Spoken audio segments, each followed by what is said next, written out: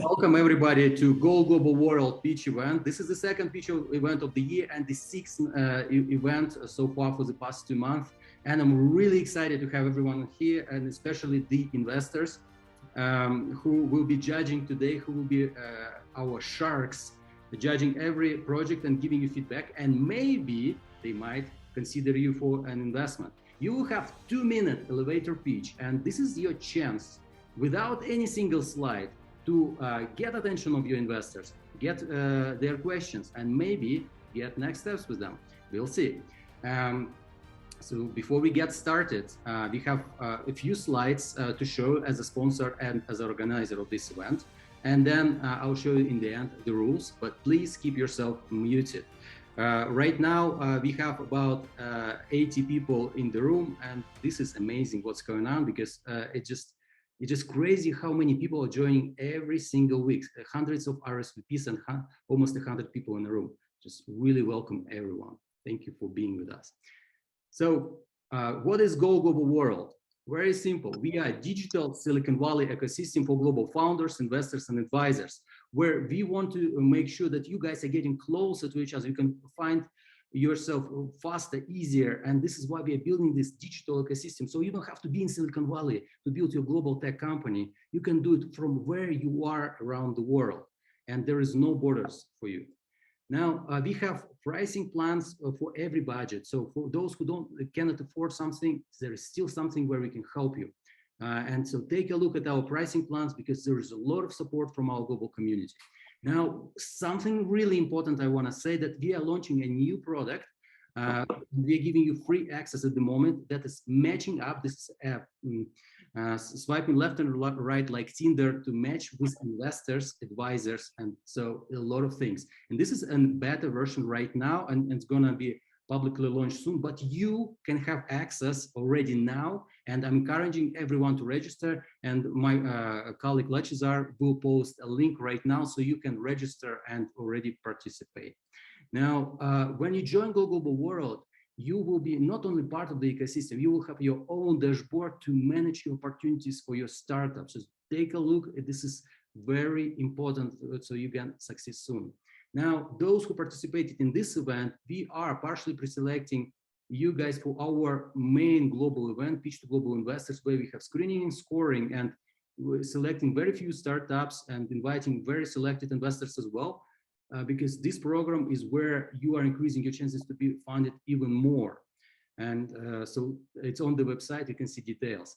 Our investors, including the great panel in here, these are the global investors, just a few pictures of them who are participating, and there are a lot more participating in our demo days. But before you join the demo days in our pitch program, you will meet global advisors and experts and angels who will challenge you from all angles. So we make sure that you're coming as most prepared as possible. Now, those who go through the program will be on our board of startup alumnus, and you can use our logo, but this is just another opportunity for you to keep fundraising from investors. Those who participate in our platform, you also get access to up to 500,000 in perks from top companies that are partnering directly with us. So we're giving you a chance to already increase your speed to market without being funded yet. And two perks I want to emphasize: that Brex is our partner, and Xero is giving 50% on their accounting system. This is just really awesome perks. I'm just encouraging you to take a look on that. We are giving access to knowledge, and we are making talks like the one Bill spoke some time ago at our community, and many other experts from around the world. They are giving you not the inspiration, but the expertise, step-by-step things to do something in your business, and you can apply it. This is so important. And we have some services for startups, like taking headaches away, like incorporating, taking care of taxes, taking care of your accounting, and many more on the website. But as promised last time, I promised to post on YouTube how to do an elevator pitch. So I have created one myself, so you can throw stones at me, but this is how I think you need to do an elevator pitch. And you can use this technique and step-by-step algorithm to pitch today or next every other pitch event. So I'm trying to help, and so hopefully my tips will help you to pitch well. And those who are running the business, this is how you need to report the expenses. This is another thing for you. Now let's get started. This is GGW Sharks event where you need selected, invited investors. And we are grateful that each single investor has joined to us. And so you are using your chance to stand in front and convince them that you are the one to invest. Now, who is joining today? We have Bill Riker, Pegasus Tech Ventures, Jordan Wagbach, SV Venture Group, myself, and Durant Davis from M&D Ventures. So excited. Welcome, dear investors. Now, we have the rules. Very simple. Please follow it. It's so important for make this event successful and very well organized. Please keep yourself muted all the time because this is very easy to interrupt and just ruin someone's speech. We don't want that. Raise your hand if you want to pitch, and we'll go in the order you raised the hands. The priority would get existing GGW members and those who pitched wanted to pitch last time and didn't manage to pitch. If you pitched before, please make sure that you let others to pitch first who didn't pitch yet before. You will have 2 minutes for your elevator pitches. Please respect time. You don't have more than 2 minutes. We will stop you, but you also please use no more than 2 minutes.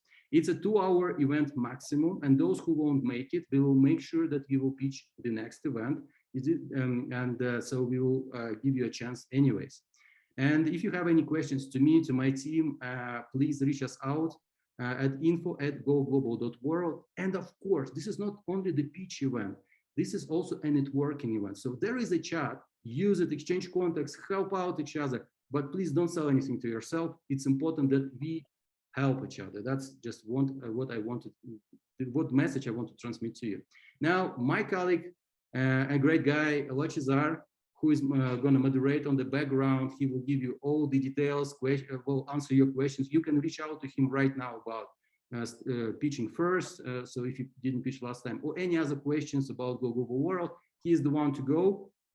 Myself as well, but I will be on the panel, so I won't be able to answer all your questions right away. So that's it on my end. I'm really excited to get started. Lechizar, who is going to be pitching first? I think David Mead from Terra Bioworks. David, are you here? Yes, hello. Can you hear me okay? Yes, go David. Okay, great. Thank you very much. I'm David Mead, the CEO of Terra Bioworks. Terra Bioworks helps pharmaceutical and biotechnology companies bring bioactive natural compounds from microbes to market faster, at lower cost, and at a lower risk using proven genetic engineering technologies. We can dramatically reduce manufacturing costs of existing drugs and discover new ones faster. We have strong IP, revenues, and we're looking to raise $3 million in a Series A round at a $10 million valuation. We are only one of 2 companies worldwide with these synthetic biology capabilities, and we are the only one addressing near-term drug production problems, a much faster and more affordable timeline to revenues. Other synthetic biology firms are chasing drug discovery, which, as you probably know, is a 20-year, $1 billion quest. Our go-to-market strategy is to reduce the cost of goods for very expensive drugs, such as cyclosporin and plinepsin, saving up to $1 billion in manufacturing costs. Terra Bioworks will establish new gene-based manufacturing IP worth hundreds of millions of dollars for one of these compounds. One licensing deal could be worth $100 million in revenue per year. The exit strategy is to obviously develop these overproducing drug strains, to patent protect them and license or sell the asset for 9 figures, and it should be about 100x ROI. And we can obviously do this for more than one compound. I sold my previous company, Lucigen, for $70 million 5 years ago. And at the dawn of my career, I also invented a technology called TA cloning that generated nearly $1 billion in product in the last 24 years. Thank you for listening. Okay. Thank you very much. Impressive pitch as always. Any questions from our sharks, from our panelists? Yeah, thank you, David. Very quick, impressive. You just to clarify again, you started out, sounded like you were discovering drugs or compounds, but as I listen, it sounds like that's not the point. The point is you're figuring out how to manufacture drugs that other people have discovered. Did I get that right? I mean, so yes and yes. So at first we thought we were a drug discovery company, but it turns out that's such a long, hard, difficult, expensive prospect. We figured out this market niche of really expensive, hard to manufacture drugs. And we Okay. can get there in about 6 or 7 years with hundreds of millions of dollars in revenue. Okay, but there are plenty of, well, not plenty, but there are other successful synthetic biology companies that are doing this, that are figuring out how to manufacture drugs using. No, for whatever reason, they're pointing it all at the brand new compounds instead of trying to solve this problem. Well, okay. So No, I mean, there might be some out there that I've not heard of, but the ones yeah. that are in our synbio space, they're all going after new So compounds. do you have any proof at this point yet? Do you have any Oh, proof? great question. Yeah, so we've done this 134 times for customers all over the globe. About Do you have a bunch of revenues now? What are your? we so have how- revenues. It's modest, but yes, we have revenues. Mhm. Out of 134 times, and you have modest revenues? It sounds like you should have a lot. No, it's work for others as opposed to making our own. So that's why we're pivoting. We're going to make and manufacture and patent our own assets, which is worth Right. significantly. It's an asset, a manufacturing capability, or an actual drug? Train engineer the overproduction of a compound. So we Okay. will not be Well- manufacturing per se. Great questions. Thank you. Okay, I'm just trying to get clarity. I'll let somebody else jump in if you want. Oh, great. Yeah, great. so, Okay. yeah, this is Durant. Can you speak a bit, because first you said that you had some patents, which led me to want to inquire about which particular claims were accepted by the patent office, because it's less about the patents, more about the claims and the methodologies of the patent. Then when you were discussing the bill, you said that we're going to get patents. Have you guys been granted any patents? So we have 4 patents, 2 have been granted, 2 are in the queue, going through prosecution. These are methods and enablement types of things. They're great foundational things to have on the cloning expression and metabologenomics and things like that. The real money patents are going to be the ones where we clone and express these old compounds using our new tools, and we can protect the gene pathway and the manufacturing. Suggesting that what I'm extrapolating from what you're saying is that the IP is going to be your lever to lean towards an acquisition. Am I extrapolating that correctly? Yes, correct. Mm-hmm. Okay, so what I'm not getting from you is a pathway of how you're going to sell to a bigger corporation that your IP is greater than them placing it inside of R&D and building it out themselves and just allowing you to sue them later if you have some efficacy that's in the marketplace, which in my opinion, it connects to Bill's point. If you've proven something in the marketplace, it can strengthen your proposition towards the intellectual property and can strengthen your sales pipeline. But I'm not actually getting that clear. You are 100% correct. We have 4 patents, 2 issued, 2 being prosecuted. The most valuable IP will come from the cloning and expression and patenting thereof of cyclosporin pathway and plitepsin pathway. So that will be new IP that we will, those are the asset sales patents. Got it. So the $10 million, is that pre-money or post-money? Pre-money. Okay, so it's pre-money. So you're valuing the business. You're selling about 23%. Have you raised capital already? For our Series A, Round A, no, we have not. So this is your first time? We have 2.6 million from angels to get us to this pivot point where we are now. Okay, that's all I have. Thank you. Okay. Thank you. I guess we got to move on. This was Yeah, let's move. Great questions. Thank you very much. Thank you. Yes, let's move on to Panache Mazzudro. Did I get it correct? Panache, you're here? Yes, I am. It's your turn. Can you hear me? Yes. Okay, let me start. My name is Panache Mazzudro. I'm the co-founder of Kwame Health. So at Kwame Health, we are solving medical billing constraints and data management on both the patient and the medical provider side through a secure and decentralized EMR or medical records platform. So it's web-based that allows for tasks such as patient registration, clinic notes, medical insurance claims, and reconciliation to be done at least 4 to 8 times faster. And patients themselves are also able to get registered by the medical providers through our self-help patient portal. Currently, we're using WhatsApp since it's mostly used globally, and which allows them to authorize access to external providers, allowing them access to our system. So we currently also have a partnership with Strack.io, which allows for tokenization of patient data, allowing for multiple layers of security. Some of our competitive advantages include ease of use. We've heard from a lot of our providers who have used other systems that it's the easiest platform to use. It's automated through training tours on the website itself, as well as tutorials. Patients are also able to share data access to providers that they authorize, making the patients that we sign up at existing providers more like ambassadors, allowing them to sign up more providers. So this is kind of like a network effect that we've been able to create. Our target markets are particularly medical providers in a shared or in their own private practices, primarily in emerging markets. So currently we're in Sub-Saharan Africa as well as in the UK. We are targeting emerging markets, but we've had interest from nurses and doctors essentially with our NHS module that's integrated with our patient module. Our revenue model is monthly subscriptions, as well as patient fees on patient bookings. So when they make appointments, they're able to pay online. Our customer acquisition cost to lifetime value is about 1:45. And our monthly recurring revenue is about over $200. As of November, it was 100. So we're moving about 50 to 100% month-on-month growth. Last year's revenue started in March building. So we're about $1,000 in revenue as when the time we began building our first MVP. We're incorporated in Delaware, and we're looking to raise a $100,000 safe note at $500,000 valuation pre-money. And we're looking with, once we do raise that, we want to reach over 1,000 medical providers and generate 300,000 annual recurring revenue 24 months following that seed funding. Yes, that is all. Okay, thank you very much.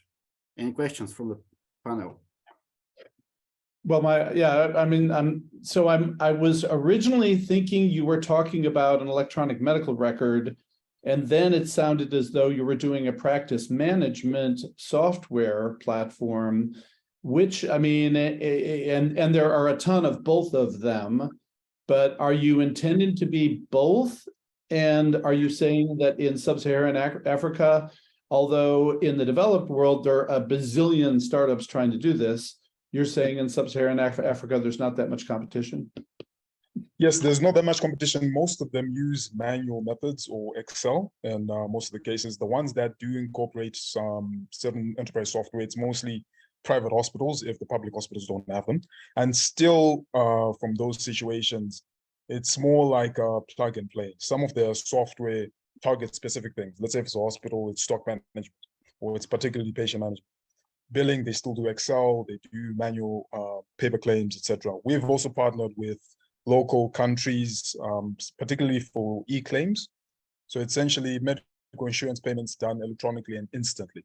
So that's been a way that we've seen to adopt a lot of these providers quickly, because payments, appointments, and patient management, those are the priorities for doctors and hospitals. So essentially, yes, we've seen a very large market, and that's what our software targets. Okay, so it's primarily practice management, not medical records. That would be, is that fair to say that? Or yes, you're primarily practice management. We do want to get into medical records. It's just we're bootstrapped. We haven't raised any capital. So particularly we've been building as we get our clients.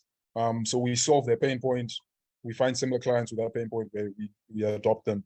And essentially that's where we're going towards, especially with our patient portal. So our patients literally every time they're signed up, they get a notification knowing, so we create a digital identity allowing them to go to different medical providers so that in time, we acquire the medical records for patients and they're able to secure it and move each time they go to different practices. Got it. Thank you. Mm-hmm. So, yeah, great information, great pitch. Just a few questions. You said that you were incorporated in Delaware? Yes. Are you located in the States or are you in Africa? No, we're not located in the States, we're in Africa. So we're in particularly South Africa as well as Zimbabwe. So those are the two markets we're in locally, but we incorporate in the States so that it's easier to raise capital as well as expand to newer markets. So the Delaware incorporation will be the one that owns the entities in each emerging market that we enter. Got it. Okay. Now, as far as, can you speak a little bit about the competitive landscapes? This sounds exactly like Cedar.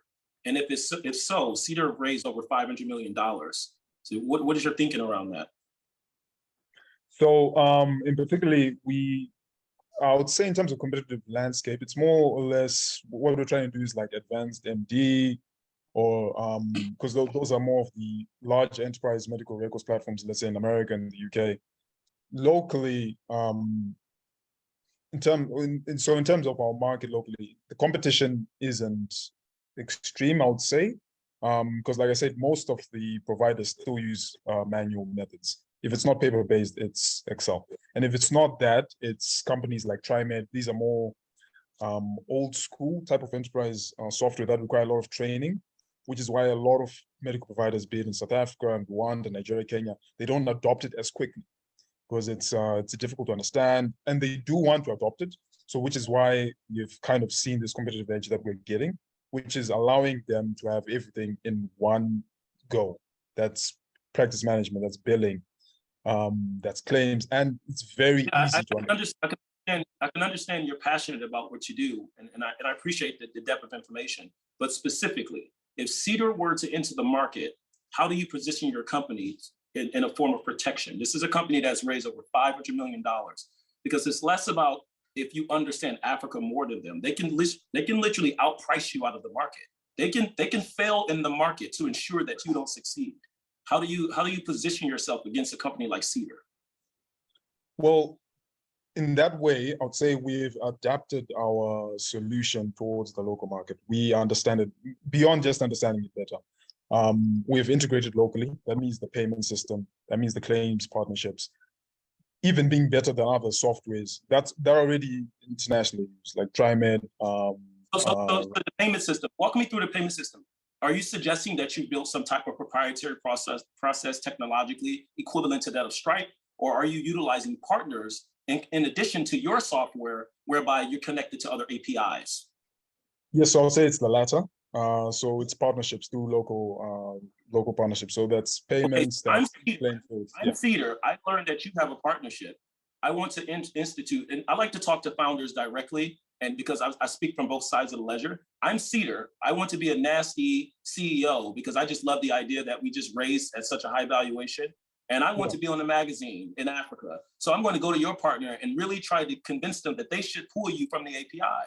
And now you have a Duran, you know, if I'm Cedar, I'm going to go buy this guy, assuming he has any customers whatsoever. It's way easier for me to go buy him than it is for me to go fiddle with trying to reconstruct his business.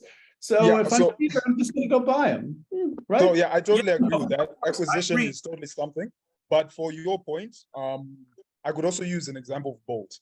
Bolt was entering into, they were competing with Uber when Uber was already $1 billion company. Bolt targeted African markets as well as emerging markets, and they understood it to a point where Uber, it's barely even competitive, even in South Africa, compared to Bolt. So that's what we adopted. And be it our patient management, it's much more different. The way we do our payments, the way our providers literally love our software. Even if you go to our website with testimonials, they literally love it. So we would be in a better position to be acquired, but yeah, we do have a competitive advantage. Thank you so much. Yeah. So keep in mind. Yeah, you can sell me on anything. I got to tell you. But keep in mind that both had a lot of capital when they went against Uber. I just want you to actually walk through that pathway of thinking, because these are things that entrepreneurs often don't think about. But yeah, you're definitely a great salesman. You can definitely sell me to me. Let's move. Right, thank you. Sorry for taking too much time, but thank you. No problem. Let's move to Vitaly Stockman. Vitaly, are you here? Vitaly? If Vitaly is not here, we're gonna try with. If Vitaly is not here, we're gonna try with Soljanya Mukka. Soljanya, did I get your name correct? Yes, Zarek. How are you doing? I'm good. I'm good. No problem. Go for it if you are ready. Yeah. Yes, I'm ready. Yeah. Hi, everyone. I'm the founder and CEO of My B2B Network. We are a B2B marketplace and lead generation platform. We help businesses outsourcing. We have simplified outsourcing and simplified lead generation platform. Simplified outsourcing with 2 unique USPs. We have a category specific requirement form instead of a generic form like other marketplaces like Upwork, Bark has in the market. So that a provider will be able to submit an accurate quotation based on the requirements submitted, and each category attributes are different, the way the questions are asked are different, so that a provider will be able to come up with the accurate quotation. And we are one of the only marketplace who have no commission on the business generated between the requester and provider. We strongly believe that it is an indirect burden we are putting on the requester who is looking to outsource their services. So it's a completely subscription based platform, no commission being taken by the provider. And we have simplified leads as well. We eliminate cold, warm, and hot leads and help any provider to generate strong leads, as we are taking the complete requirement from the requester who is looking to outsource their services. It would be a strong lead for them. We nourish them. We take them from cold, warm, and hot leads, and we provide the whole requirement for them to look at and directly go ahead and submit to the quotation, which means that they're just a step away from making them as a customer. They just need to compete with the existing providers who are in the market. And the requesters feel so happy to see all the quotations in one place with accurate, same format. Business A, this is the pricing, this is the quality. Business B, this is the pricing, this is the quality. And they can match up all the quotations with respect to price and quality in single platform from multiple providers, so that they can outsource very easily. We are raising $500,000. And our go-to-market strategy is we are majorly focusing on organic services and SDR as a service so that the organic sales will boost up, and affiliation marketing, social media marketing, influencer marketing with the influencers in procurement space, so that we can help small businesses and matured businesses in the market. Where are you guys based? Where are you guys based? And where is your primary target audience is based? So we are a global platform. We have, and I'm proud to say that it's an unlimited total available market, considering global, as it is global, connecting all the providers and requesters across the globe. And it works for all the sizes of the business, be it a solopreneur, small business, mature business. They outsource different services at different stages of the company, and all service categories we allow. It's a one place, one-stop shop for all the services. Please answer the question. Where are you guys based? Where is your primary target audience based? US. Both. Okay, you're located in US and your target audience. Okay. Yeah, I'm from Delaware. Yes. And where, I'm sorry, and what traction do you have? Where are you now in terms of your growth? How many transactions have you completed? How many customers do you have? Great. So currently we have finished a product market fit, and we have built the whole platform. Right now we have 198 businesses who got registered with us. We have generated around 319 strong leads for the providers, and provider and requesters both are very happy with the organized way of having quotation process and the requirement submission process. So are your 198, companies, are they paying now? Are they paying subscription fee? What's the fee? Are they paying? Right. Yes, they are paying. And what is the subscription?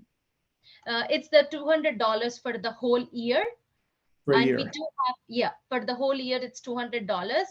So the concept behind bringing up this is, if they get one single business, also all this will be going away. It's a very less expensive marketing strategy for any business to have. Okay. Yeah. And how many transactions have you completed? I mean, so you said you had 300 warm leads or something like that. Yeah. How many deals have been done through your platform? Around 20 to 30. Okay. Yeah. All right. Yeah. So you're getting some initial traction. Yes. Okay. And And you said in terms of the type of work, you said something like, well, okay, what's second? So is it mainly programming, coding? What sort of work are you sourcing through the platform? So we have all, right. So we have all kind of services like software services, digital marketing services, bookkeeping, financial services, training services, all of this. We have right now 200 plus categories on the platform. Okay, you have 200 categories, you only have 198 customers. So where's the concentration? Yeah. Where's the middle of the river here? Yeah. Right. So it includes all the subcategories as well. So major categories are software and digital marketing services. Okay. Okay. Yeah. I mean, I think being a lot clearer about a lot more would be helpful to us. And Sure. you know, in terms of your traction. So no, that's great. And you do, and to all the entrepreneurs here, you know, if you're at this level of development, you do not have product market fit. I mean, the fact that you have a customer does not mean you have product market fit. Okay. So just too many entrepreneurs have a tendency to overstate their product market fit. You don't have product market fit until you can show that you consistently acquire customers at a profit at a declining CAC. So I don't think you're there yet, but Sure. you know, God bless. All right. Thank you. Yeah. All right. Let's move to the next presenter, which should be Mindy. Mindy, are you ready? Mindy Scarlett. Mindy, I please just turn have on. to find the unmute button. Good afternoon. How are Good you? afternoon. All good. Okay. Well, I can definitely tell you that I feel like a minnow in the Shark Tank. That's the idea. That's the idea. High level view. For 10 years, I had a marketing agency in New Jersey, repositioned to Florida just in time for COVID. And because I did all my business in person, I pretty much had to close my doors. Spent 2 years rethinking, retooling, and relaunching, and niched down to the one line of business that I had the most fun with, which was ghostwriting books for my clients to shine a light on their brand. However, even if I hire other editors and writers, there's only so much one person can handle. If you have 2 or 3 clients where you're writing an entire book for them, you're a bit saturated. So I have developed 2 other lines of business. One is the Ultimate Authors Workshop, which I will be launching at the Citrus Club in Orlando next month. And the intention is to reach out through all of the invited clubs across the US, have in-person events that then are also live streamed. So that then expands the number of people that can participate. And at the end of 16 weeks, they are a best-selling author. We are also creating the Center of Influence anthologies, Center of Influence community. And this is eminently scalable, where one person brings in 5 other authors to then produce a best-selling book. So I have put together 2 products that are scalable, that will then make the concept of being able to become a best-selling author more attainable. And the market is huge. Just in one particular vertical of coaches, consultants, and speakers, we're looking at potential of over 20 million people who would be interested in this product. And then when you look at the publishing industry at large, by 2023, 2024, it's expected that it will be beyond $56 billion. So it's an extremely growing area that I'm hoping to carve out a niche in. So that is the concept. Okay. Thank you, Mindy. By the way, I should reassure you that as sharks, we don't eat minnows,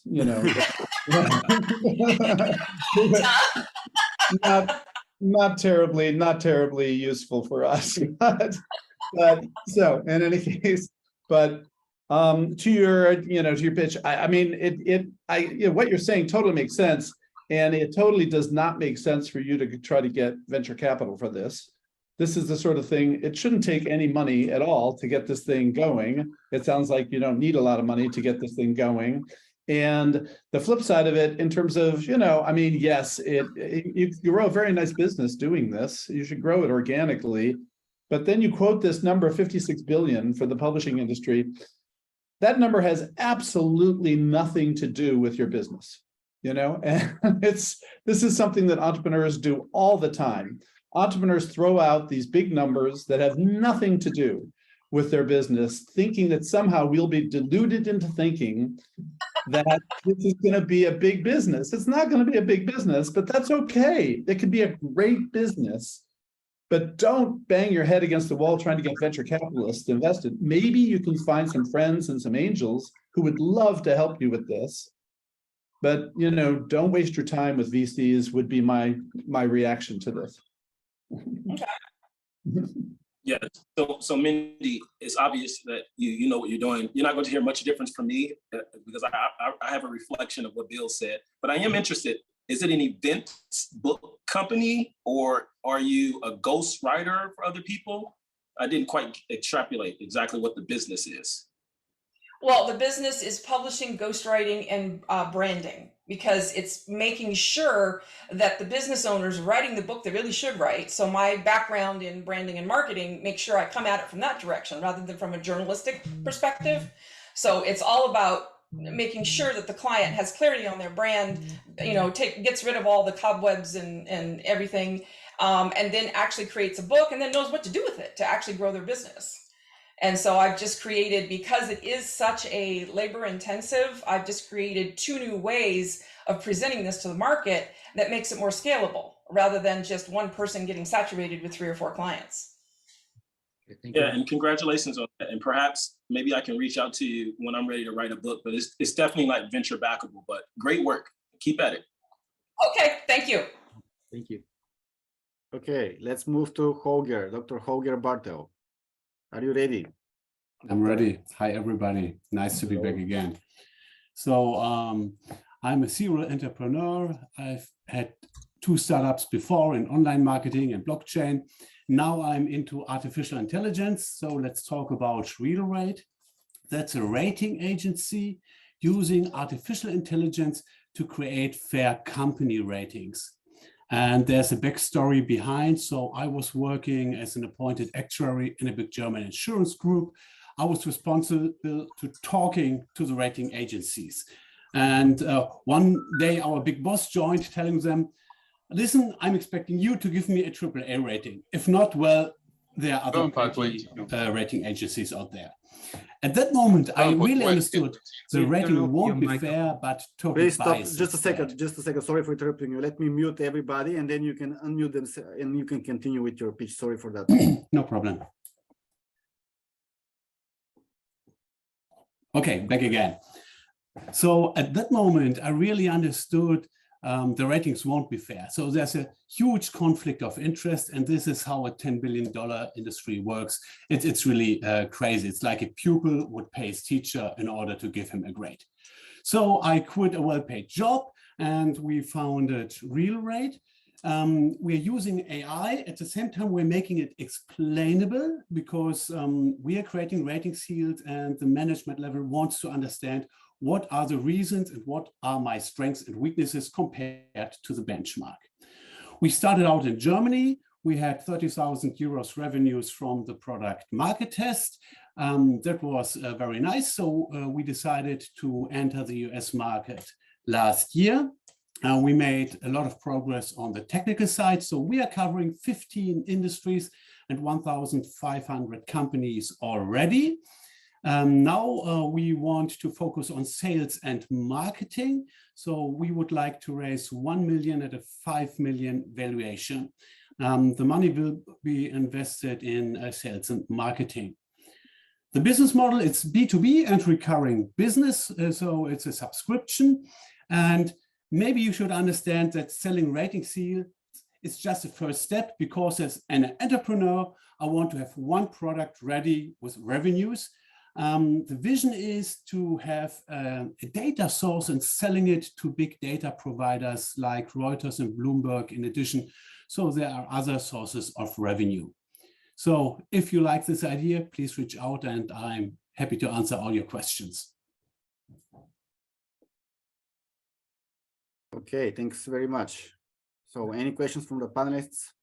Yeah, so Holger, I do like the idea. I think it is interesting. We are investors in Fundbox, if you know them. We're also investors in SoFi, and both of them and a lot of fintech companies are playing the angle that traditional rating processes are not adequate for many situations. And so it's not a new idea. The question then is, what's the best way to monetize this? And I can imagine it could be somewhat expensive to develop and to acquire customers, get them to pay, develop and maintain and then certify, in fact, their, the information that you have. But I'm, having seen other guys do it, I can see how you can do this.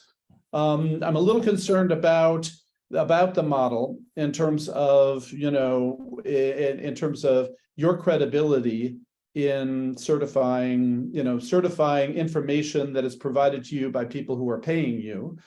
But I think you could probably work around that. Where are you registered, by the way? Are you registered in Germany? Tell me you're not registered in Germany. We started out here, and now we have our mother holding as a C Corp, Delaware, located in Santa Clara. So Okay. investors should prefer that, I guess. Yes, I have invested in Germany. I will never again invest in a German company. Germany is a nightmare, it turns out. Yeah, I guess I would agree, yeah. Okay. All right, but that's good. You're not in Germany anymore. The company is not registered in Germany. So that's great. I would have thought that you would have taken this down the loan origination path, but you didn't say that. You're going to try to sell this to Standard & Poor's or Dun & Bradstreet or whatever. I was there, Bloomberg. I don't know. I mean, perfect. Yeah, you got it. So indeed, I don't want to waste millions in building a brand which others already have. So if we can show that the ratings are fine and later on sell it to S&P for, let's say, 50 million, that would be a good exit, I guess. Okay. All right. So I would be interested in hearing more. Perfect. I will reach out. Thank you. Okay, thank you. I suggest that we should continue with Mario Castellanos. Mario, are you here and are you ready? I'm here. I was chatting back and forth with someone, so I'm always ready. Number one, thank you very much. Yeah, so number one, thank you very much. This is a fantastic format. I'd also like to thank the Sharks. You've got a very pleasant attitude, which I think is very, very good to see from those of us who are not accustomed to this sort of thing, or those that aren't. Anyway, to cut to the chase, I'm founder CEO of Mystery on Main Street. Mystery on Main Street is a whole new way to bring business back to the little guy, the mom and pop merchants, mom and pop eateries, any walk-in sort of business. And we do this through a mystery game. You download that mystery game onto your phone, and it takes you inside the store. You're verified once inside the store through QR code and GPS technology. You go through some clues, some questions, and hopefully you buy something, because it takes several minutes. You have to be inside the store in order to reach these clues, and hopefully you buy something. That's the value add for the merchant. And hopefully, again, after 3 or 4 weeks of answering these questions and reaching for the clues, you win the game. Everyone and anyone who wins the game gets a check from us for $500 or $300. It could be $1,000. It could be any number of reasons. But our income or our revenue will not only be derived from the $100 that we're making from the merchants. The income will also be derived from the data that we'll be crunching. You have to understand that these people that download the apps, the user, we're going to need their contact information plus their age plus their gender, because we want to verify they are who they are. Then we'll be able to crunch that information for advertising and marketing later. That's where the big bucks are. And there's a very important fact. There's 2 very important numbers to understand here. 87%. And 87% is the percentage of people that data will show that prefer to go buy locally as opposed to buying online. And I'll give you another that's global. Give you another very important number. It's half of 1%, 0.05%. And this is going to be the hard to believe one, but our first year projected revenue for our $85,000 that we're seeking for investment, our first year projected revenue is $12 million. That's 0.05% of just the US market, with a gross profit margin of 70%, give or take. So that's my pitch. Thank you very much. Okay, It thank you seems very like much. you are at early stage right now. So can you please Tell us how you validated this idea. Did you have any market tests, and do you have any sales right now? No, so the company is pre-seed, pre-revenue. That being said, we did have some pilot sites in a previous iteration in the end of 2019. I had formed a partnership with an individual. It didn't work out. So I decided, you know what, I just redo this on my own. I'll give it a whole new name, call it Mystery on Main Street. And I decided to push the button on that in March of 2020. And we all know what happened in March of 2020. So for a couple of years, I just sat back and did some more research. I had already been doing some research for a couple of years. Actually, the idea came to me in 2017. And I formed that partnership in 2019. For the last over 2 years, I did some more research before trying to start it up again now, the end of this year. Mario, now. thank you very much. It's quite clear. I will let other sharks to ask you questions. Yeah. So Mario, are you a classified /game /Foursquare /Yelp platform? Like, what exactly is the business in a very simple sentence? Yeah. So very simply, it's a unique, rich marketing and advertising platform that brings people into merchants and eateries and any walk-in business. It's Pokemon Go. It's Pokemon Go without the Pokemon, right? It's actually, so that's how I build it. I build it because it's got an augmented reality part to it. It's Scavenger Hunt meets Groupon meets Pokemon Go. It's very unique. All right. Yeah, I mean, again, so how many, lots of people have tried to do this over the years for, the same reason you're thinking. The challenge is acquiring villages, right? I mean, you gotta acquire a local set of merchants in order to launch a local Main Street event. And so how many local communities do you need to acquire to get to $12 million? Great question. So let me answer that. First of all, there's nobody that has done anything just like this. Now, you can go to different companies on their website, and there are companies that have a game that you pay for in order to play the game, and it's for private use or corporate use.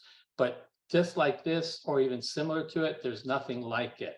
To answer your question, in order to arrive at the $12 million, it would require 100 merchants and 100 villages or cities located in 100 areas around the country. You got to figure there's 100 stores every single month. There are over 2,045,000 stores, restaurants, merchants just in the U.S. alone. But you've got Mario, you've got to talk. You got to connect with every single one of these stores. Yes, I have a plan for that. I can tell you if you'd like. I've already spoken to over 1,000. And I want to answer your question, but go ahead. Yeah, please. Okay. Yeah. So I've already personally spoken to roughly 500 of these stores and merchants, and all of them very excited about it. I've spoken to over 500 more on via chat sessions or Zoom sessions like this. I've also got waiting in the wings about 7 pilot sites around the country. So each one of these pilot sites have about 100, 120 stores each. Mm-hmm. All right. Okay. So if you convert every single one of those pilots, what are your, what's your revenue? Well, all of those are pilot sites. So if I converted, geez, I hadn't thought about that, but if I converted them, then you're talking. No. Let me answer your question very quickly. It's simple math. If I converted every one of those, so you're talking roughly 700 pilot sites times $100 each. Okay. All right. 700 pilots times $100 each. that gets you to a grand total of $70,000. You're a long way from 10 million or 12 million or whatever you said, right? That's correct, but I'd be Right. more than I'll be more than glad to tell you how I'm going to get to those if you'd like. Yeah, It's up to you. that would be a conversation. You said 100 pilots. You have to literally charge them $10,500 multiplied by a whole year to make $12 million. No, Each it's location- 100. No, so it's 100 pilot sites. 100 pilot sites. Each one of them having maybe 100 merchants in these. So just think about it this way: wherever it is that you Mario, live, whatever. Mario, Yes, sir. Sorry about that. You're a very smart, nice person, but it's just very limited time for every single person. Lots of people pitching here. Yep. But give me 10 seconds just to answer his question. Okay, just 10 seconds, and that's 10 it. seconds. Multiply wherever it is that you live. You have at least 100 stores in any one of these areas. So multiply 100 times 100 every month, and you'll arrive at $12 million. There's so much, 2,000, 45,000 of those just in the US. Appreciate that. Thank you so much. Just a small comment for everyone who is going to pitch. Please keep your answers short. It's very hard to pitch. I know that. Elevator pitch is something that it's not like we are born with. It's something we train. It's not easy. So please, up to 2 minutes. And when investors asking you questions, just please make it very short and straight to the point. Straight to the point. No, we are not judging you. You are doing your best. We respect that, but it's important because lots of people. It's a different format that from what you used to have seen. Thank you so much, Mario. Really appreciate that. Let's move on. Yes, let's move on to Pavel Valentov. Pavel, are you ready? Hello. Hello. Yeah, I'm here. Yeah. Hello, everyone. Good night here and good morning in California. You already know me. I'm Pavel Valentov, founder of the Angry Robot Deals. And I spoke to you a couple of times. Let me remind you, we are making the analytical platform for investing predictions and the robotic trading of crypto exchanges using AI. So in December, we received technology grants from various providers, and now my technical leader and me scaling and obtaining MVP results in the cloud platform. Fake it till you make it. Good is correct, but I would like to be honest with my clients. So we are doing everything to launch only 2 of our 6 products in first days of the February. Where these are AAA, Angry Auto Arbitrage. It is a high-speed robotic arbitrage between exchanges. And the second ATS, Angry Trend Signal, which predicts reversals of short-term trends fully built on ML predictions. There is no reasons to believe what we will be not able to present the results on our products on our site, but what we are not, what are we are not ready for now? We don't have a ready website, user agreements. We don't have exactly our Tam payment acceptance, and everything what monetization will bring us. What will allow us to show our traction. In general, to start earning is now vital for our project. And we have B2B integrations where clients, our partners, pay $200 per month for subscription. I don't have yet C Corp in Delaware, what will allow us to connect a payment system such as Stripe or PayPal with subscriptions. This is another disadvantage of living in Turkey, the inability to connect international payment systems. Therefore, the idea is to accept payment for using the platform to personal PayPal account and maybe to account on Binance crypto exchanges. I think now we are only 1 million pre-money as a SaaS startup. And our plan is this: show traction, get funds for development of our product from early adopters, backup plan is to get an early investment of $200,000 and move to the seed stage for rapid scalability growth.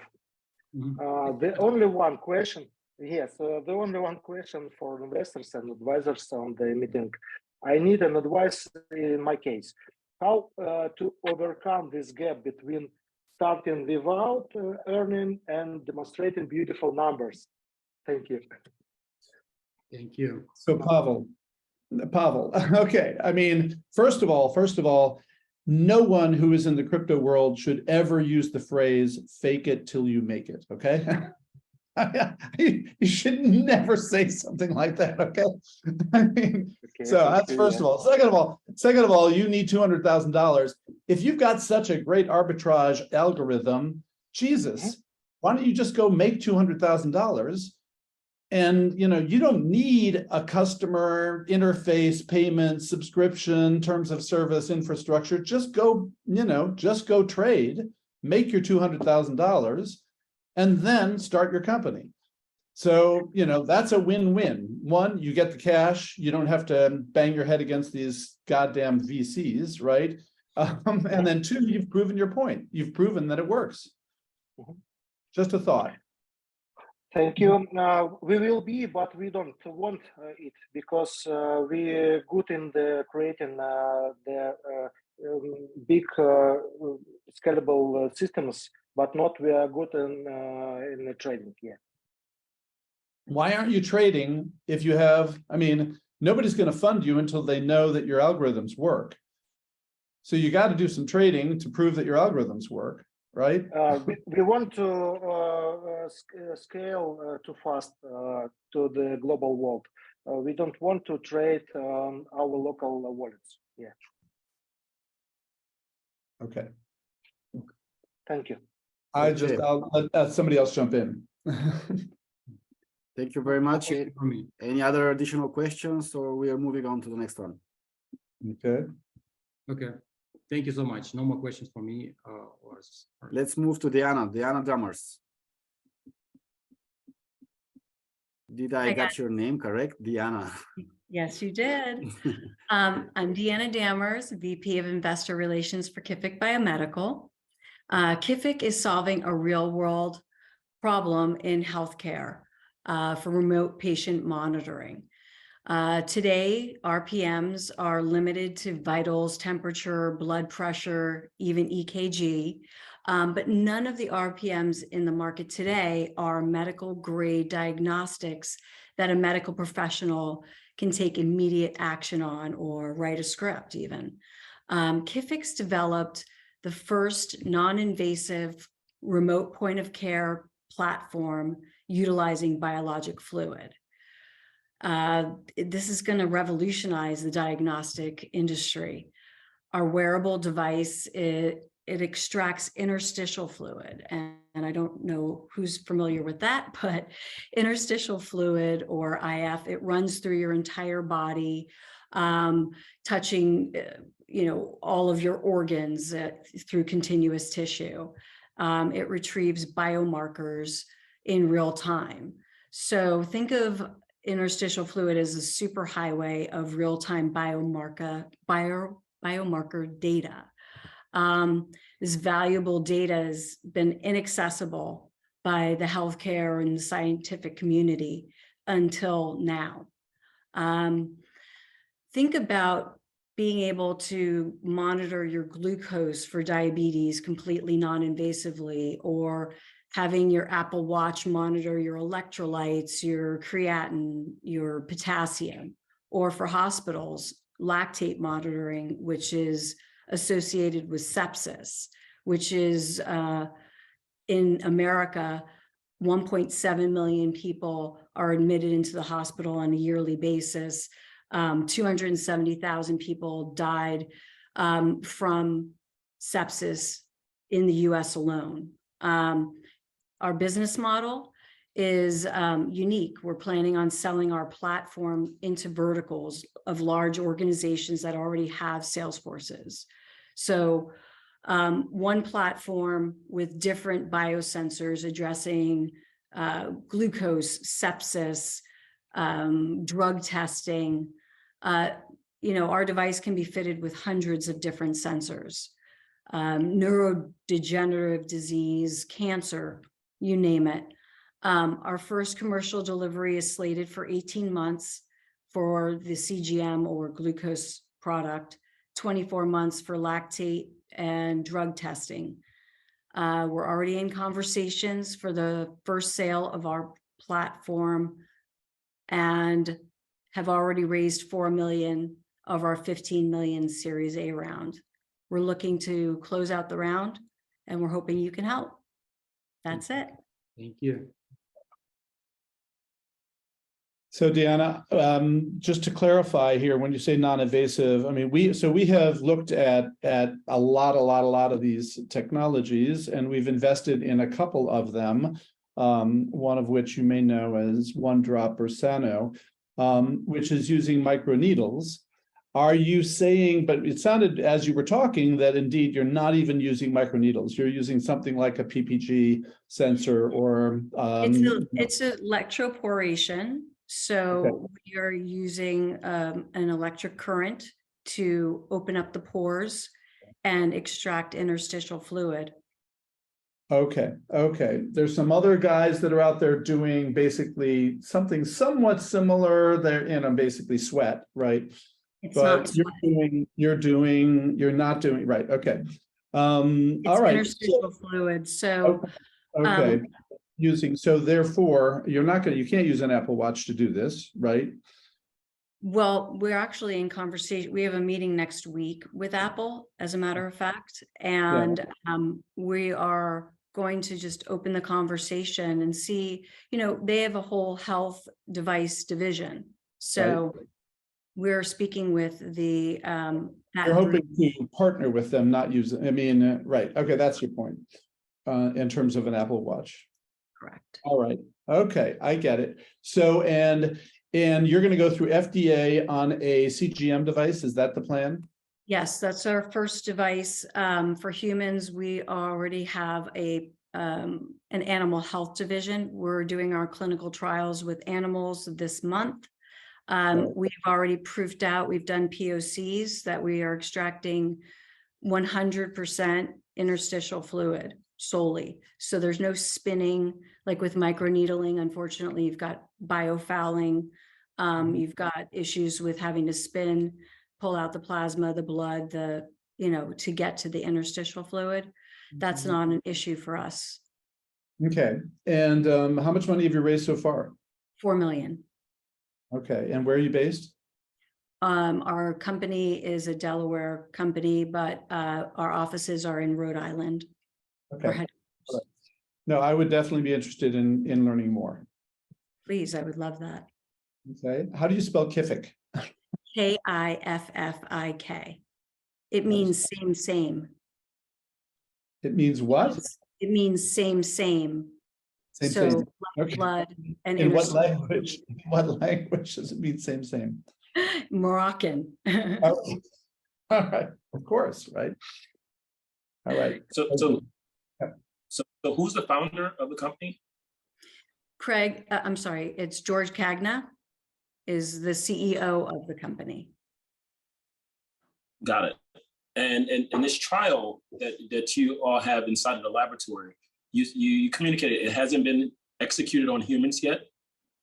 No, we've actually pulled our own interstitial fluid.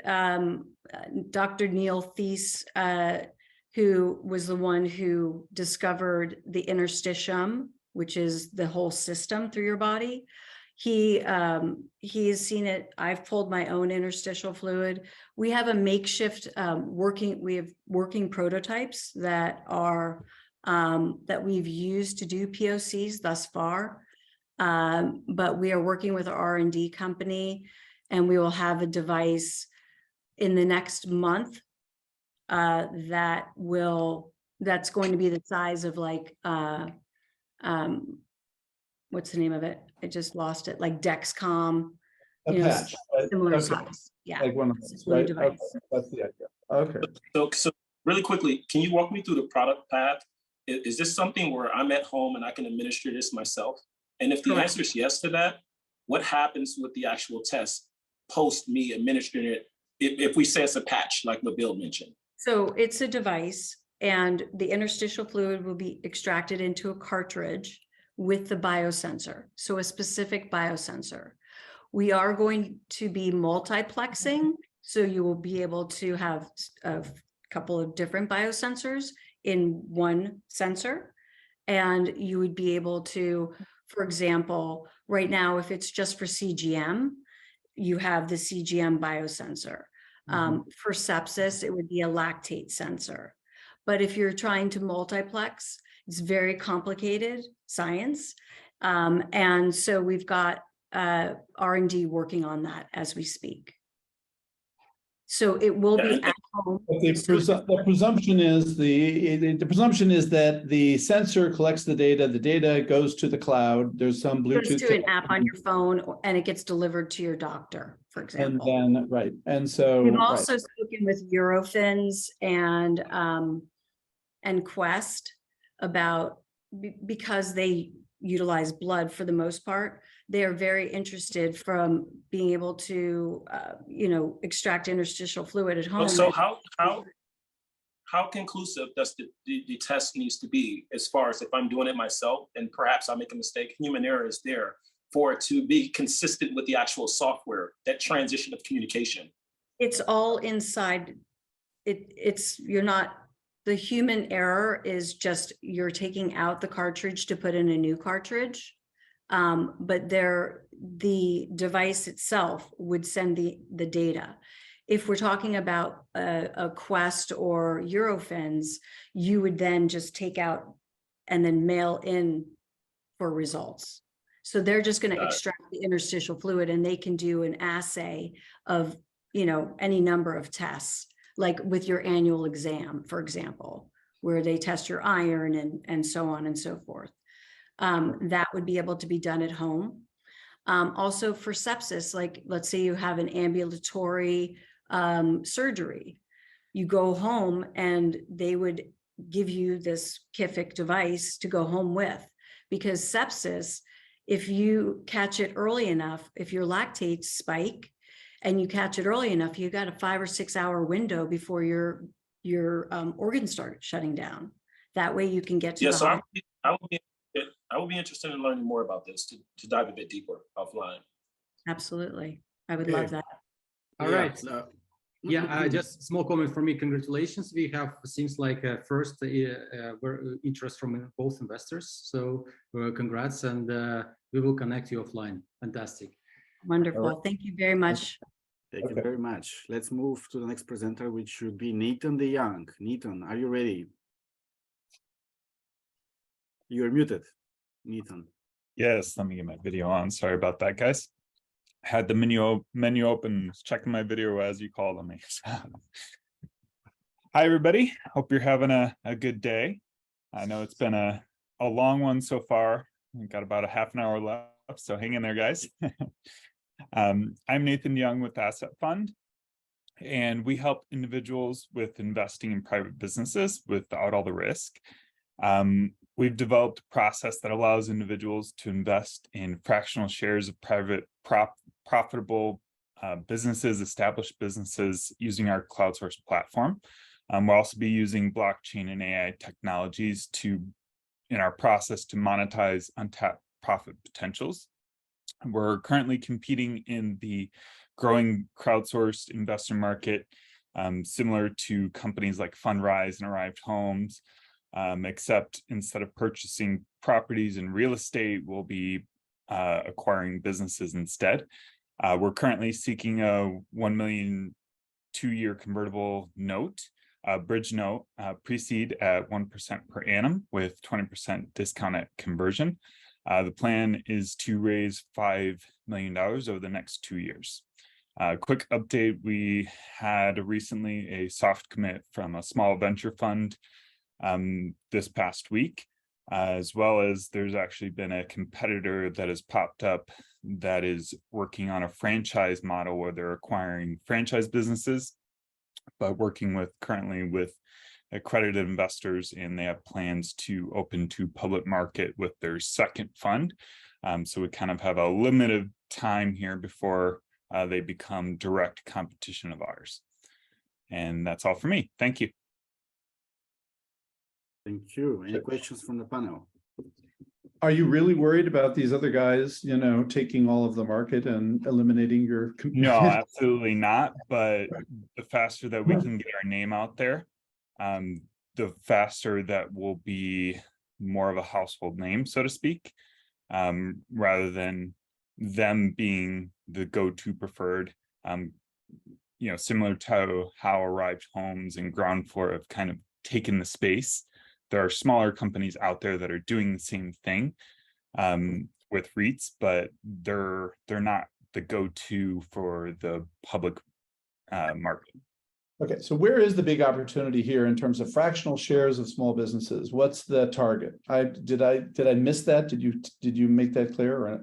So our target is a user base of individuals that invest in platforms like Fundrise, Arrived Homes, Ground Floor, Robinhood, but instead of the public stock market, right? Or REITs.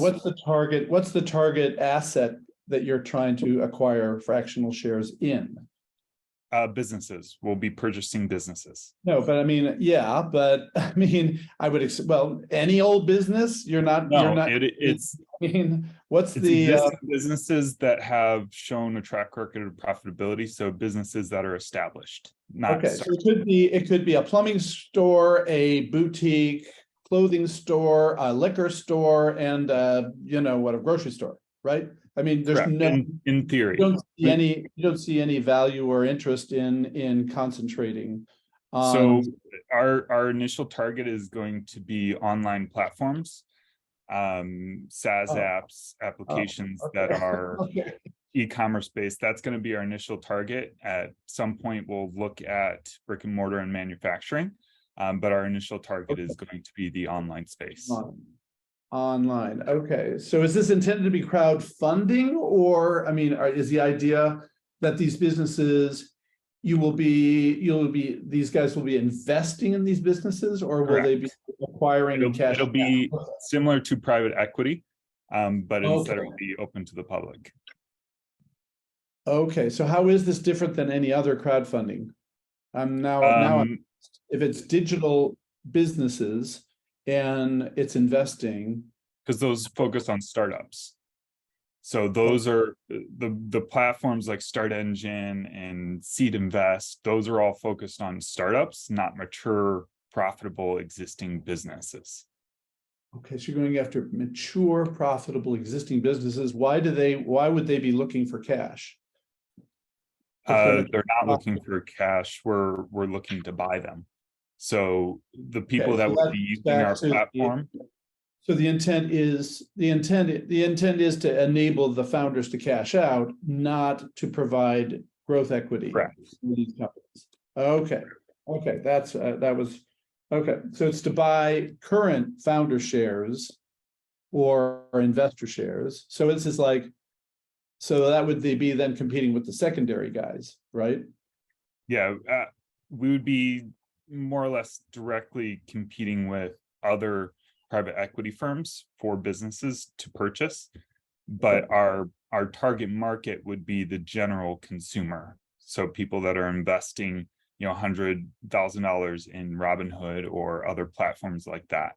Right. So, but you're not gonna actually acquire companies. You're just gonna buy minority positions. Yeah, that's the goal is to acquire the company. Yes, under SPVs. Okay, so you're going to acquire the company and then you're going to run them? Who's going to run the company after you acquire them? Well, it would vary based on the type of company. For example, a manufacturing company would require a special set of circumstances versus an online store of, remote team that can be run with a handful of people. So it would vary based on business model as to how that would be run. But no matter what, if you're acquiring the company, you got to run it, right? Correct. Yeah. we would have some sort of operational, but whether or not that's, directly a person in the actual facility or a team of people that manages 5 different sites would be a different circumstance in how the operational flow of that business is operated. But yes, ultimately we would run the business. Okay, and so again, what is going to convince people that you have the expertise to run these businesses? Our team, one of the individuals that we've just brought on board, he has years of experience of running large hotel chains. He's also done mergers and acquisitions for several hotel chains, as well as done his own and a few businesses and startups of his own as well. So we bring on, yeah. I mean, again, you got, okay, all right, but you get my point, right? Okay. We gotta move on, guys. We have about 14 companies to pitch, and we have just 30 minutes. Okay, all right. Yes. Okay. Let's move to Subhatra. Subhatra Rajendran. Are you here, Subhatra? Did I get the name correct? Oh, hi. Subhatra? Yeah, you're right. You're able to see me? Yes. Okay. We can see you. Yes, go for it. Yeah. Hi, this is Suren Kumar. I'm my company name is Artel ESP Private Limited. I'm proud to say this is a women-founded company, and I'm the co-founder of this company. So our company is basically manufacturing sodium batteries on the cathode side, which is 40% of the total cost of the battery. So we entered into this battery company because of certain experience earlier, which I worked in the EV electrical segment. I have a 23 years of experience in the energy industry, and we worked for the electrical vehicle two-wheeler, mainly in India. So we faced with lithium battery problems like catching fires regularly in the market when we handed over to the customers, and then the cost because all the batteries which we are importing, mostly it is in the form of a battery, so the cost varies every day, and the raw material which we are getting for this battery is highly demanding. So because of the cost fluctuation and safety, we thought of inventing our own battery, and we came up with a solution of sodium battery. This sodium battery, since it is an Ashicon type, which is a cathode material, which is unique for us, we are able to reduce the cost of the lithium battery to 40 to 50%. Since sodium is easily available everywhere, we are able to do this budget, and we are able, since it is fireproof and safe to use sodium battery, it can be easily given to our customers who are the main benefiter for this. So based on this two USP, we are working on this technology. It's not that we are working on the idea. We have a prototype already for making into a coin cell, and we are successful in testing this under various conditions and climatic conditions across India. So our idea is to make this a coin cell of sodium into a pilot cell manufacturing. For that, we are in the process of creating a lab conditions, which is a pilot cell manufacturing unit of having a certain cells, for example, 72,000 cells, which we calculated. Hello? Please wrap it up. Come again? Please finish. I think you've run a little bit long. I think we need you to wrap up. Yeah, so we have been successful in doing this lab setup, and then we want to go into a manufacturing setup. The next step, we already raised $500,000 on this through stipend and other friends and families and through government. So we are in the process of establishing 1 billion to 2 billion lab sector next step, and we will be successful in doing in the next coming years. That's all from my side. Thank you. So, I mean, coin cells are not a big problem right now. I mean, it's the big problem is in, the EV side. Is your coin cell simply intended to be a proof of concept, and you're going to be able to develop larger cells for EVs? Is that what I'm hearing or not? Yes, you are right. We already made coin cell prototype. We are in the process of making more number of cells. Okay, so the $56 billion question is, can you deliver the kind of power density that EVs require with a sodium battery, at a reasonable cost and a reasonable volume? What's the, what are your specs? What are your specs now? What have you proven in terms of a sodium battery, power density? The power density is ours is 140 watt per hour. So that is our present condition. Which is 20% less than a lithium. So we are working on the chemistry to make it improve and make equivalent to lithium battery. Okay, so that's power density per kilogram versus what about volume? What about power density per volume? What's that look like? The power density is 140 for us. Okay, and all right, and how does that compare in terms of cost per kilowatt hour compared to lithium? Okay, 3.6 volt, for example, it is a coin cell that is costing around 50 rupees Indian currency, which is almost what to say, 50%. That is $0.5. And that you're saying you can make a coin cell for 50% less than if it were. Actually, I'm the founder of Autel ESP. The Okay. lithium is Yeah, like let's I'll mute everyone, and then we'll continue. Let's see who is talking on the background. Yes, I'm muting now. Okay. Okay, I mean, it's so you need to get across more clearly kind of your performance, what you have proven, what level of proof you're at in terms of, so sodium battery, I mean, it's kind of a holy grail, right? So there are lots and lots of people working on sodium batteries. If you have a breakthrough that nobody else has been able to achieve, that is, that's exciting. And I'm just trying to hear whether or not that's actually what you've been able to prove. And I'm not getting an answer. Yes, we are able to prove that. I am waiting for her to answer. But anyway, we are working on that. But the problem with us is it's a big budget company. So we are going by step, and every step needs a very big, huge investment. We are working on that, and it is very challenging for us. Yeah.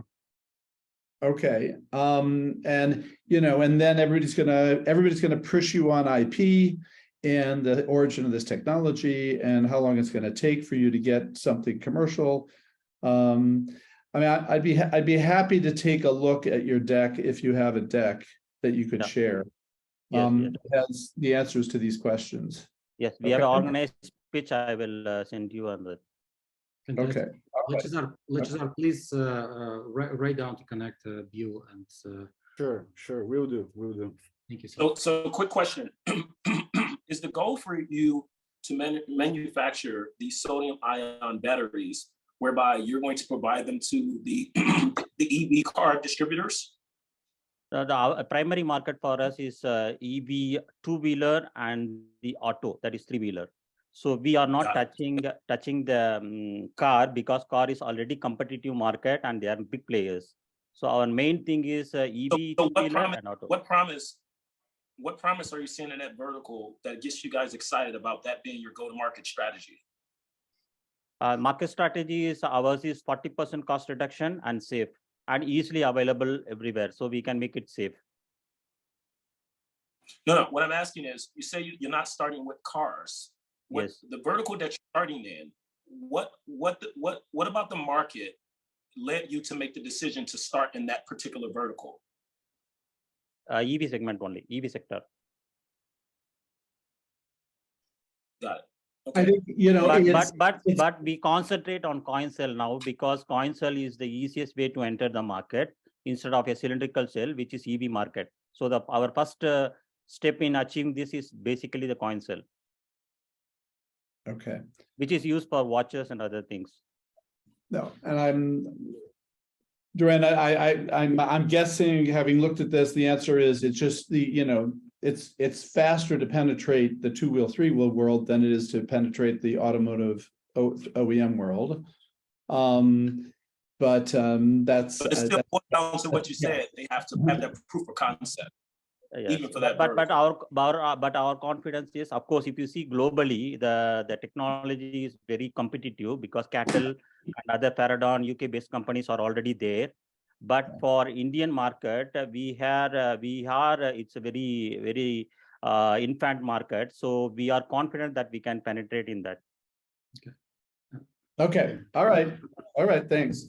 Thanks. Thank you. We will connect everybody that's interested, and we're gonna move with the next one, who will be Khalil Suchuk. Are you here, Khalil? Oh, yes. Are you ready? Hello, how are you good? You guys doing? Oh, good. Good afternoon. Oh, good. Awesome. So thanks, first of all, for the time, this opportunity to be here. Bill, Duran, Daniel, Luke, it's a pleasure. It's been an MBA class, here all the feedbacks and advice for the founders. So we believe in creating a better tomorrow with marketing, community, social impact, and human development. We have been interviewing users for the past year, and we noticed that social networks right now are very huge and impersonal.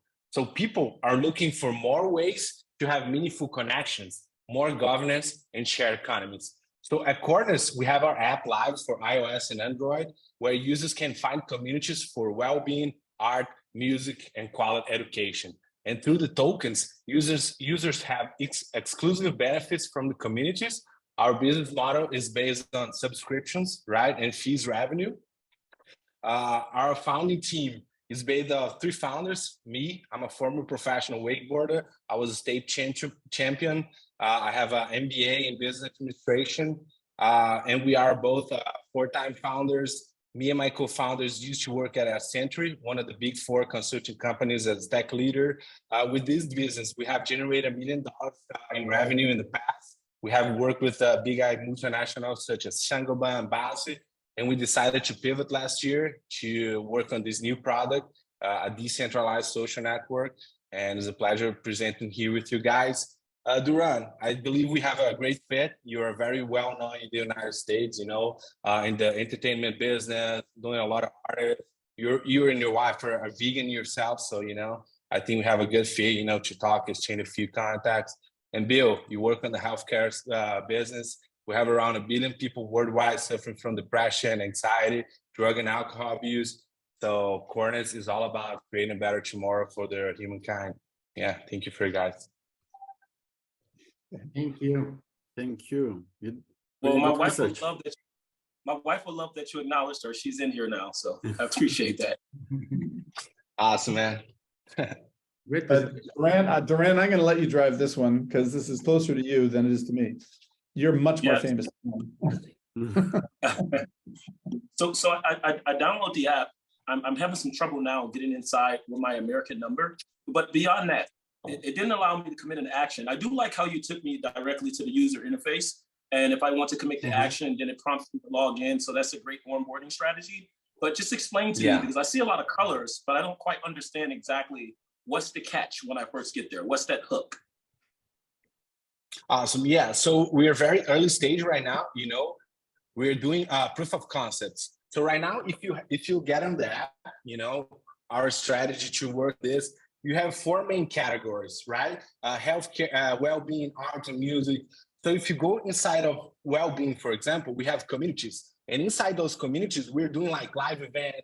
You have content about, for example, self-knowledge, vegan, education, and other stuff. So right now, this is our proof of concept. And our next stage is grow, because, it's like you have an app, but we don't have a lot of drivers as a Uber concept, for example, So right now we need to onboard a lot of drivers. So we have the atomic effect. So how many monthly active users do you guys have and daily active users? What's your mile to dial? Yeah, we don't have like daily active users like a lot right now. We have 1,000 downloads on the proof of concept. Yeah. Okay, got it. So where are you stationed? Are you in the States? I'm in Brazil right now. I was in the United States. We are incorporated in Delaware, but yeah, I was in the United States from October, November, and I came back from training. All right. Yeah, so answer this for is the goal for you to be a social network for well-being? Is the goal for me not only to have the ability to connect with people, but connect with people on a very specific interest? Correct. Okay, got it. All right, so I do want to talk to you offline. I love these things. So, but I'll give you some quick advice. Awesome. So the idea when you're dealing with these social networks, it's less about spreading yourself wide. It's more about clustering the community. So when you think about even how Clubhouse was successful, they had the velvet rope strategy whereby I, as a contact, will be able to add someone else in under the contact. So it's a trusted network effect. And what happens a lot of times, people have the great logo, the great idea, they raise a lot of capital, and they just launch to the entire Los Angeles. And after time, you're going to hit that peak and then fall because the community is not properly clustered. So on one hand, it's great that you haven't really spreaded yourself wide yet. But on the other end, I can definitely see some opportunities for this. I don't quite understand it yet, but I design these things for a living, so I have an idea of where you want to go. But yeah, this excites me a little to talk offline. Awesome. Yeah, let's connect. Yeah, awesome. Okay, thank you. Let's move to the next one. Oh, one more question. Are you a software engineer? Did you build this out? Did you build the code? No. Yeah, my partner did. He's a former Accenture tech leader. And he's an owner in the company, or is he hired? Yes, he's my business. No, he's owner. He's our CTO. He has equity on the company. You know, he has skin in the game. Yeah. So does the company owns the IP, the actual code?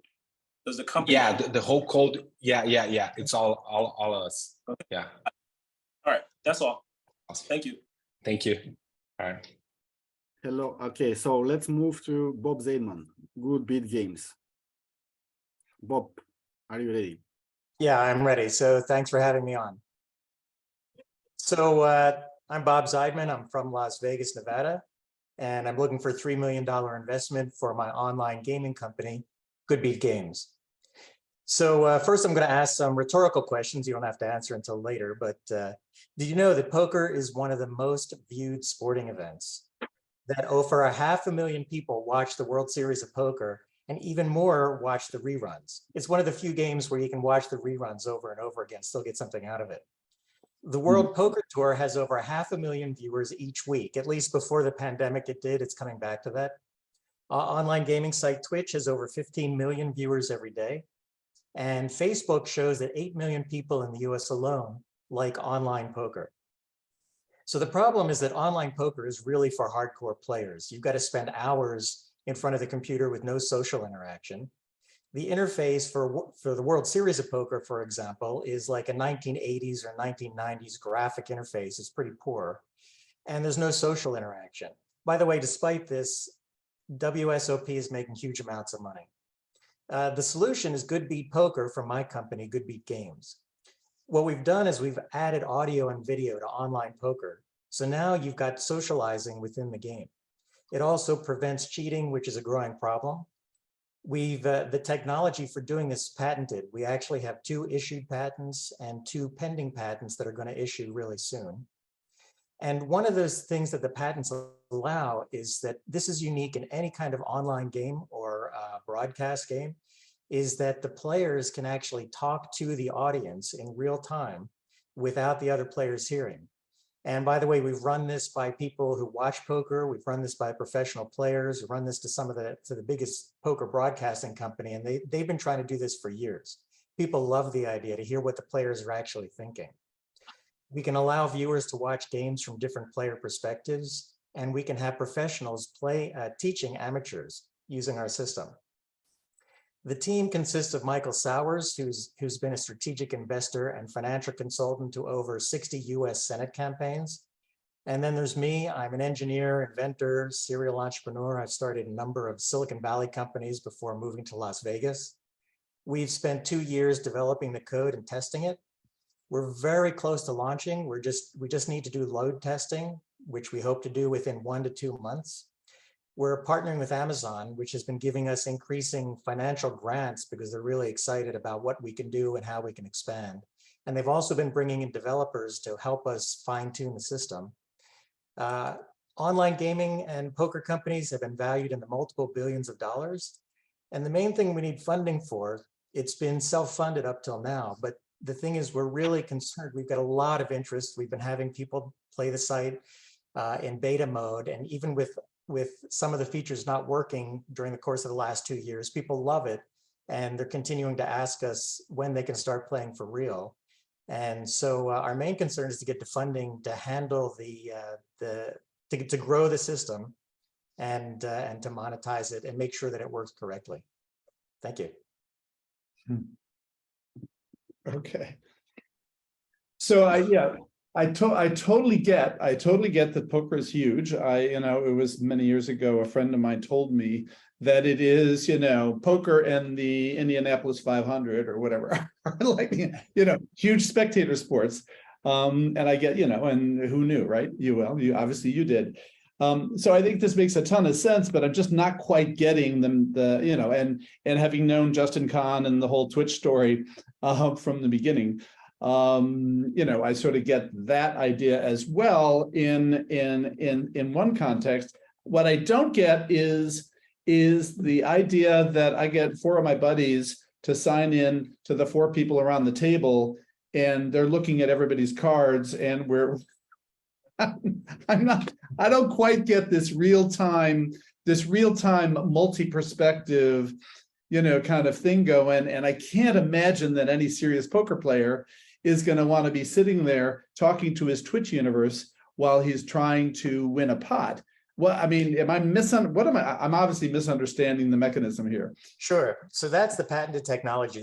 We've got 2 business models. We pivoted about a year ago because COVID changed things. Our original business model, which is what I was referring to, is the pros. We actually have several major world champion pros have signed up with us to promote the game and work in a tournament because they love this. The idea, though, is the broadcast. So to themselves, they can hear each other talking, but if they click on a special mode, a mask goes over their mouth and the audio only goes to the audience. Now it's delayed so that nobody can be, listening to it and reporting back to the players. But they basically go into a mode so in one mode, normal mode, they talk to each other, they give each other a hard time, they trash talk each other, whatever they want to do. But in the other mode, they can talk to the players and say, I'm going to bluff this guy because I know he's really timid, he doesn't have enough, whatever it is. And it turns out that Poker Go, which is the biggest broadcaster of poker games, told us they've been trying to get players to do this for years, but nobody wants to talk at the table. Right. But remotely, we've had players doing it and they get a big kick out of it because they can build an audience. By the way, the audience can say, I want to focus on this player and listen to what he's got to say the whole game. They can come back later and see a video, a recording of it and say, okay, now I want to focus on what this player was doing during the whole game. So for like a 9-person table, they can watch 9 different views of that game and hear what the players are saying and doing. Okay, almost. I mean, boy, I mean, it sounds like the devil's in the details on this one, right? I mean, I get the attraction, the execution is tough to quite visualize. I'm sure, you've obviously been working on this for years to try to crack this nut. To what extent are the players going to get monetized? They're going to be a la Twitch. I'm going to become a superstar on Poker Twitch. Is that the idea? Yeah, on Good Poker. And so, I didn't want to bring all this in. I'm happy to talk. We've got a whole bunch of monetization models, but part of that is actually, there's regulations with betting on players. We actually intend to introduce betting on players. Wow. Just like sports betting. That sounds so dangerous. I can't believe that. But sports betting is a huge industry right now. But you've got to pass the regulations. Right. In every state, right? I mean, that's the other craziness about this, right? Okay, God bless. WSOP, the way they do it is they check your IP address, and you can only, each IP address, they determine what state you're in. Yeah. Bob, quick question. WSOP has 50 million downloads on Android. It's the number 9. It's number 9 in the Apple charts under casino category. Why not build an app? Oh, so as opposed to like a desktop you're talking about? Like No, a I phone mean, app? an app for the iOS platform or Android-based Yeah, application. So actually we have plans for that. The problem though is that it really takes a lot of thinking and we haven't gotten to that stage yet. I'm just going to be open with you. Because we've got video right now of 9 players at the table. And that's the key advantage to us. You know, WSOP, you can have this little tiny screen and you can view these little dots on the cards and barely make it out. With us, if you want to use video, we've got to figure out a interface that works so you can switch between No, everybody's I get it. I get it. Just for context, I have 3,000 apps on my phone. I download them all. I literally sit 3 a.m. and just testing every single button on every app. I've utilized that app.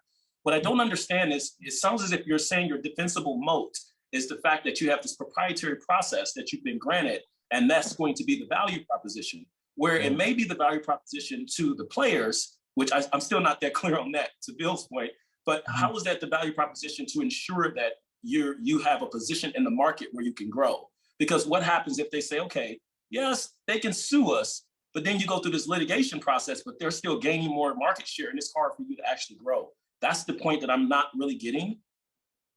So you're talking about the video? Because our patents are for the video and audio to be added to the game, right? Yeah. So they can't really. Yeah, if they figure it out, they get some genius engineer and figure it out and add it inside of the app. I'm only asking then what is not so much of you focusing on them taking your idea, but if it were to transpire, what is your defensible moat independent of the IP philosophy? Well, we're going to be launching pretty soon with our desktop app. Okay. Yeah, so here's some quick advice.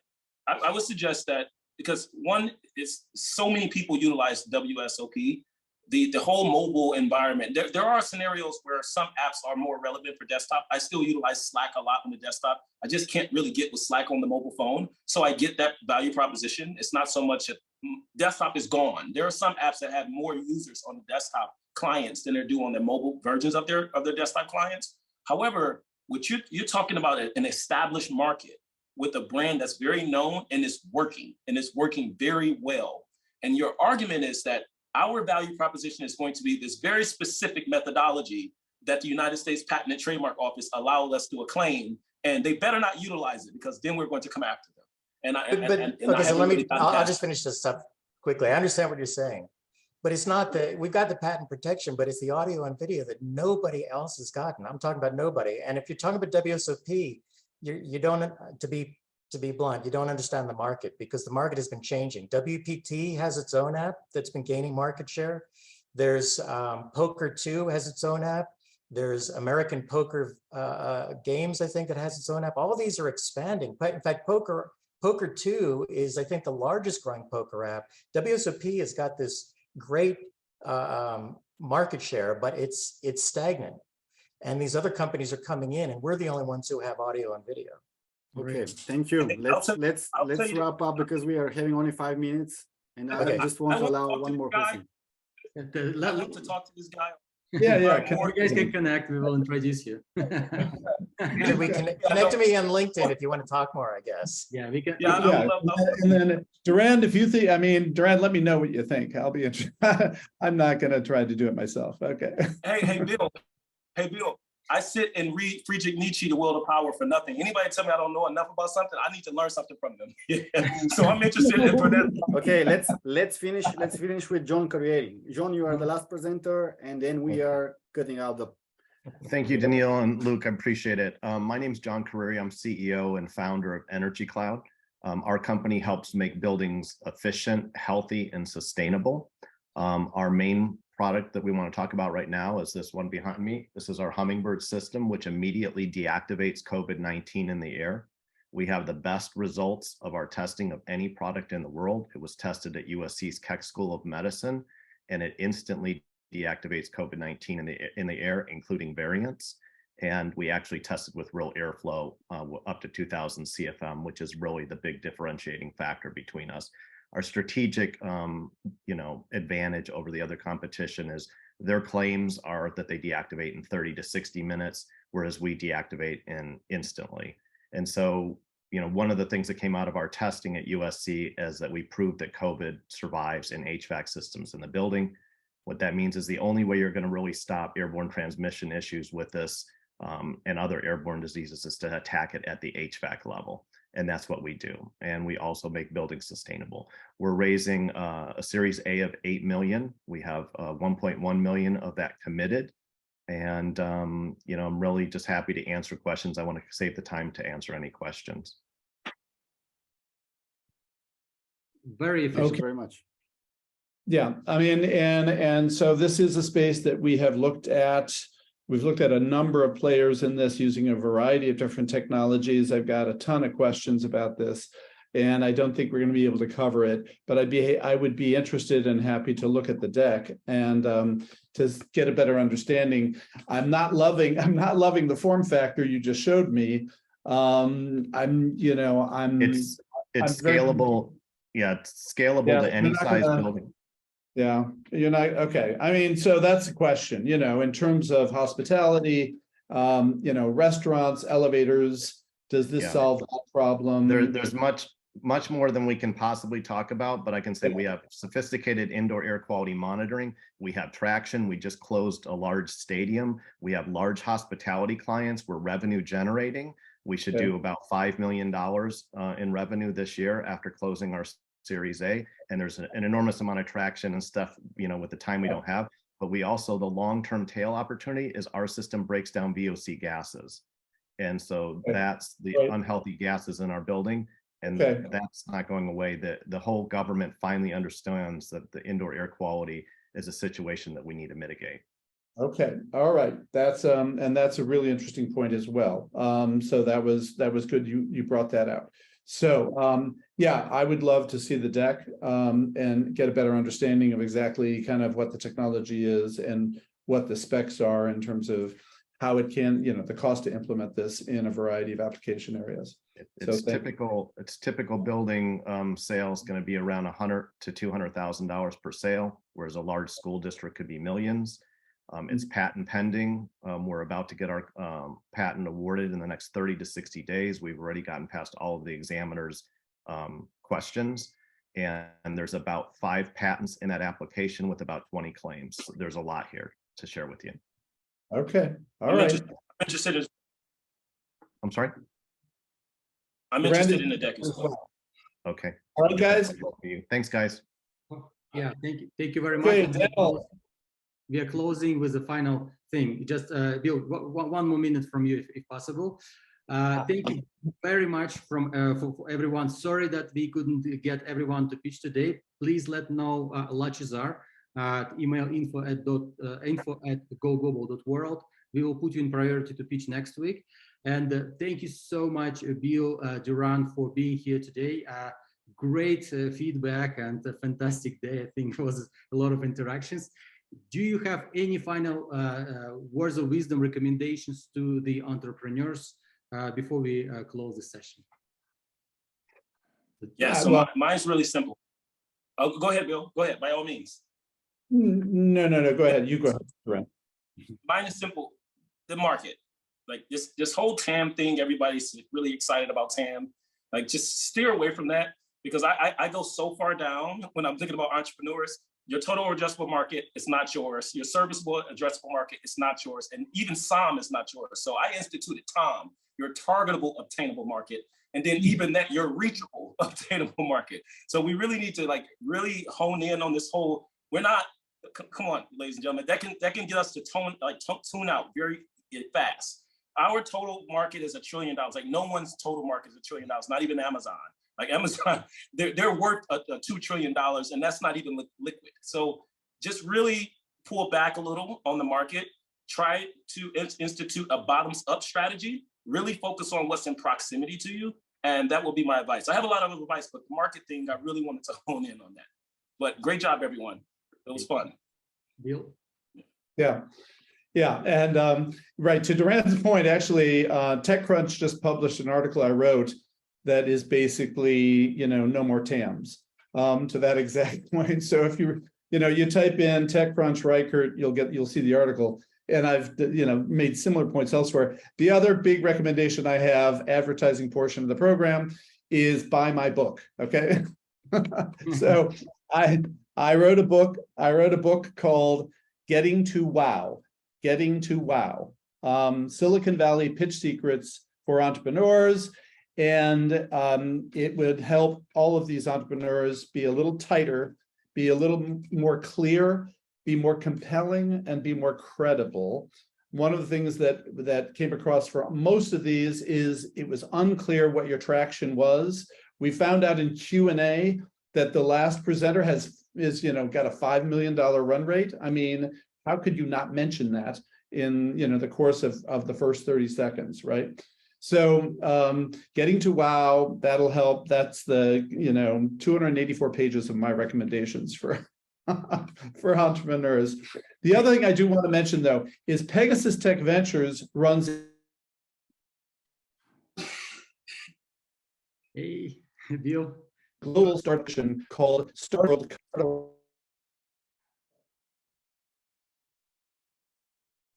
Hello. I think Did we lose Bill? Yeah. That was the most interesting part. What Pegasus Ventures does, and we got. Yeah, I was going to tell Bill. I was going to tell Bill I'm coming to the Valley so he can sign my book because I have his book. I've had it for some time now, and we lost him. Well, yeah, we can tell him after that. Maybe that was an urgent meeting. But anyways, to you, Duran, to you, Bill, despite you disappeared, but I'm sure you hear it afterwards. Lachazar, if you see him, just let him in, please. Yeah.